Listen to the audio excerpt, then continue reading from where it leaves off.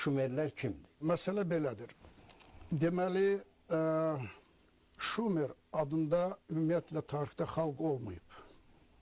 Elmi ədəbiyyatda, yəni mövcud olmuş bizim eradan əvvəlki elmi ədəbiyyatda və ya ki, biz əsasən Yunan alimlərinə istinad edirik bu sahədə, bütün sahələrdə. Nə Yunan alimləri, nə İtalyan alimləri, Rom alimləri, eradan əvvəlki, nə Yahudi alimlərin heç birinin əsərlərində, nə Toratda, nə İncildə, nə Quranda Şumer adında söz yoxdur. Şumer sözü 1850-ci ildə 3 tədqiqatçı olub, yəni gil yazıların, siz dediyiniz mixi yazıların açılmasında iştirak edən 3 böyük alim olub. Rawlinson İngiltərə alimi, Oppert fransızdır, bir də Hinks. Bu Oppertin irəli sürdüyü təklifdir. O zamana kimin hamı deyirdi ki, mixi yazılar mütləq Yahudi yazılarıdır.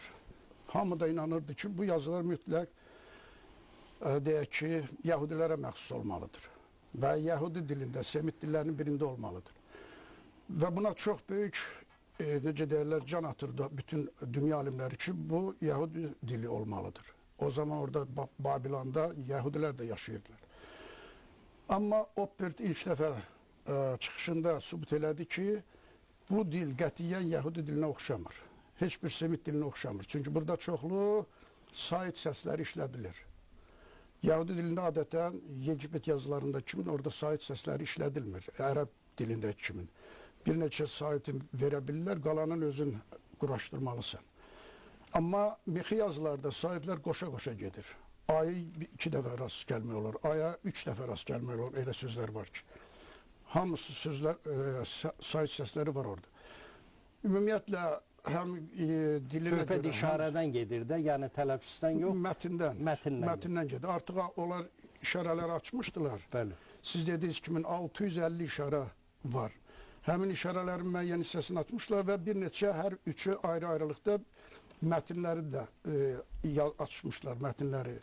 Belə olmuşdu. İşarələri açandan sonra İngiltərə Elmlər Akademiyası bunların hər üçünə yazı təklif edir. Siz ayrı-ayrılıqda bunları açın, gətirin. Eyni mövzunu verir, deyir ki, bunu açın, gətirin.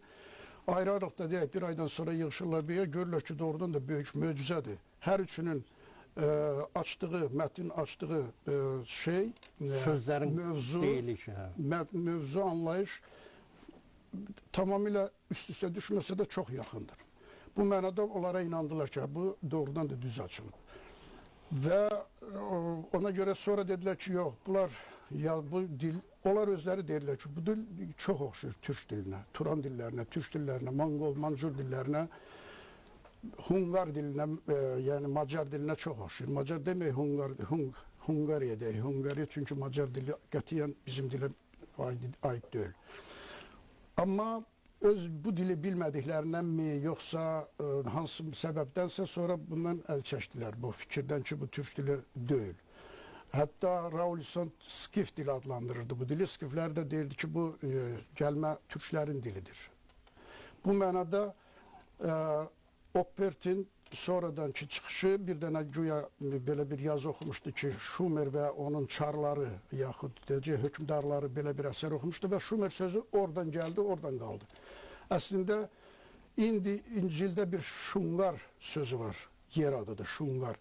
Çalışırlar bütün Yahudi alimlər ki, Şumeri Şungarla bağlasınlar. Amma Şumer adında xalq olmayıb. Mənim açdığım yeni yazılar sübut edir ki, onlar türk olublar, türk dilində danışıblar, özlərində türk adlandırırlar, türk sadəcə olaraq ona görə yazırlar ki, türk yazırlar ki, hecalı yazı imkan vermirdi türk sözü yazma. Türkçə sadəcə olaraq heca yaratmamışlar. Türk, 2 heca yaratmışlar və türk adı da gedirdi. Onlar özlərini türk adlandırırlar.